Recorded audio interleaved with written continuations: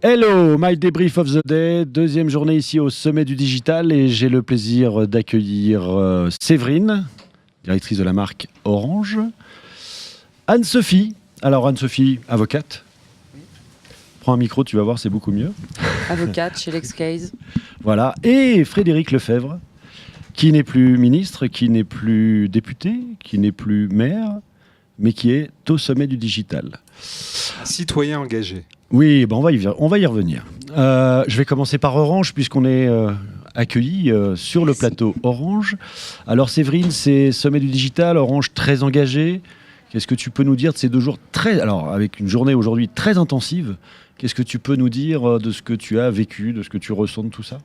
Alors oui, Orange, on est toujours engagé dans la transformation digitale parce qu'on est, on est un acteur de cette transformation et on en est un acteur responsable parce que c'est vrai que la conclusion de cette journée, c'est plus qu'une transformation digitale de notre société, c'est une transformation tout court.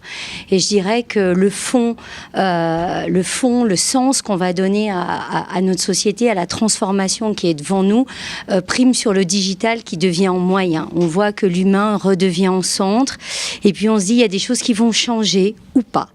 Et vraiment chez Orange on pense aussi qu'il y a des choses qui vont changer. Nous, on a l'habitude de ces révolutions technologiques un petit peu parce qu'on est au cœur. Et on se dit aussi qu'il y a des choses qui ne vont peut-être pas changer. Donc, il faut avoir cette humilité de savoir il faut être en agilité, mais il faut avoir conscience que le ou pas existe aussi. N'est-ce pas ? Parce que tu vois, par exemple, moi, à titre personnel, ça fait 25 ans que chez Orange, le directeur de la recherche me fait le coup du frigo connecté. Genre, tu verras, le fameux frigo. Tu vas enlever un yaourt et automatiquement, ton frigo va se réalimenter. Mais ça fait juste 25 ans que tous les vendredis matins, à 6 heures, je pousse le caddie chez Carrefour Market. Et moi, le frigo connecté, je l'attends, je suis pour. Mais bon, vous voyez bien qu'il y a aussi pas mal de fantasmes autour de l'ultra-connexion et que, in fine, il y a des choses qui vont arriver ou pas. Il faut rester très ouvert là-dessus et il ne faut jamais oublier que l'homme reste au centre et que toute cette innovation, ce progrès, il n'a de sens que pour le progrès de la société et pour plus de bonheur et d'une société plus vivable pour nous les hommes. Merci. Ça, c'était la partie sérieuse. Désolée. Mais non, mais c'était très bien. Anne-Sophie, moi, je reviens sur un truc. On a bien galéré hier pour expliquer le RGDP. RGPD ? Justement. RGPD, Cyril, a beaucoup de problèmes quand tu épelles RGPD. C'est ça. C'est Donc, vrai. est-ce que tu peux nous dire, toi, qui es une spécialiste du sujet, oui, en tant qu'avocate spécialisée digitale, voilà, tu t'intéresses en tous les cas beaucoup à voilà. Tu peux en 2 phrases courtes, c'est quoi ? Donc le RGPD, c'est le règlement général pour la protection des données personnelles. C'est un règlement européen qui a été voté l'année dernière et qui sera d'applicabilité directe en France le 25 janvier prochain. Et ce qu'il faut retenir, c'est que si vous n'êtes pas compliant, c'est 4% de votre chiffre d'affaires mondial. Voilà. Juste énorme. Juste beaucoup. Juste beaucoup d'argent. Donc moi, maintenant, c'est clair. Voilà, c'est très clair. 4%, tu passes à la caisse directe. Alors maintenant, Frédéric, alors moi je suis ravi, parce que les gens qui me suivent un peu savent que j'adore la politique. Tu m'as surpris en fait en étant là. Tu m'as surpris avec ce changement radical. Alors je rappelle que tu étais ministre de mon copain Sarko. Alors, explique-nous un petit peu là, c'est quoi le parcours ? Qu'est-ce qui a changé dans ta vie ? Qu'est-ce qui fait que tout ça a changé et où tu en es aujourd'hui ? D'ailleurs, il y a beaucoup de choses, mais j'ai été député des Français qui vivent aux États-Unis et au Canada. J'ai été au contact du coup d'ailleurs de beaucoup d'entrepreneurs français, de la tech, du digital, qui m'ont intéressé à un certain nombre de phénomènes, de disruptions. Puis dans le même temps, à titre personnel, j'ai vécu un certain nombre de bouleversements. Et tout ça fait que aujourd'hui, je mets l'essentiel de mon énergie à essayer justement de faire ce que vous disiez, c'est-à-dire réfléchir comment on peut amener toutes ces transformations, à les accompagner avec un changement radical du mode de gestion publique, d'organisation publique, d'organisation collective en fait de la société, pour que ce soit l'humain qui soit le grand vainqueur de tout ça.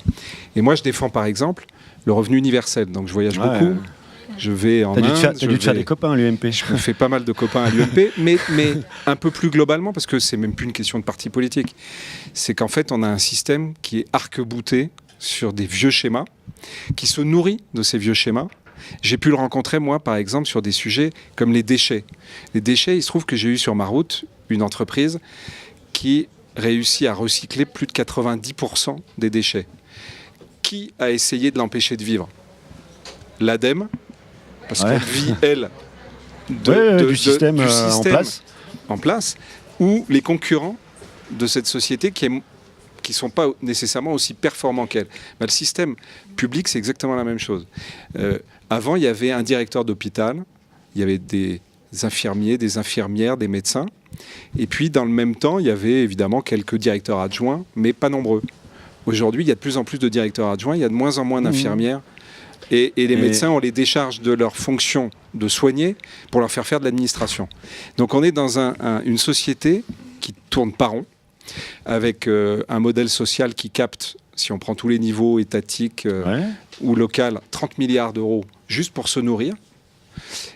Et on a des solutions grâce au digital, grâce à une nouvelle organisation. Si on essaye de remettre en cause tous nos vieux schémas, faire péter un peu tout ça, quoi. Faire péter un peu tout ça.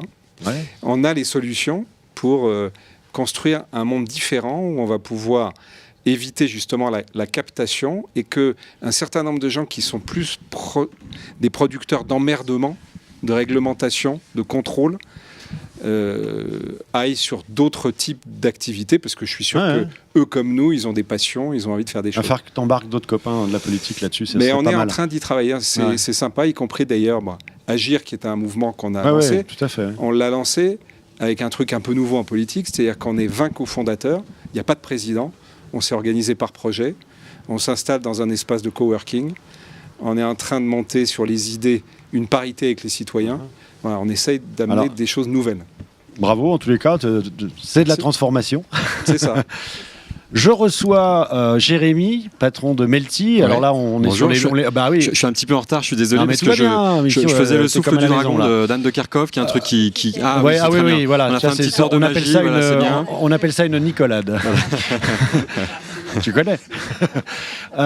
Jérémy, les millennials. Oui, c'est notre c'est ton job. C'est 65% de notre audience, et puis c'est 90% de nos salariés. Je disais tout à l'heure que les millennials, justement, étaient très attirés par tout ça, par le sens. Ouais. Toi, qui es sur une plateforme numérique où il y a un peu de tout, qu'est-ce que tu peux nous dire là-dessus, rapidement, parce qu'on arrive bientôt sur la fin? On se rend compte en fait que nous on fait pas mal de vidéos en fait, et les vidéos qui marchent le mieux sont celles où il y a le plus d'informations, où il y a le plus de sens. C'est-à-dire que nous on a arrêté depuis assez longtemps de faire des petits chats qui tombent de l'étagère, parce qu'en fait on s'en fout complètement. On a fait un peu le tour. Voilà, en fait on en fait un par semaine sur les 300 contenus qu'on fait chaque semaine, juste pour le fun. Et sinon tout le reste en fait, ce qui marche vraiment, c'est quand on apporte une information vraiment intéressante sur nos sujets qui sont des sujets de divertissement, mais quand même très intéressantes à nos lecteurs. Et la même chose en entreprise, ce qui marche avec les millennials, c'est quand on leur donne du sens à leur mission. Et si on est un petit peu flou pendant quelques semaines, c'est limite s'ils n'ont pas envie d'aller démissionner, aller voir ailleurs, parce qu'en fait ils ont du flou et ça leur plaît pas. Merci Jérémy, là on arrive à la fin. Merci à vous quatre. Puis on a encore là, je crois qu'on part, c'est la luge. Puis après il y a un dîner, il y a encore plein de choses qui vont se passer ici au sommet du digital. Merci à tous et bonne soirée. À demain. Ciao.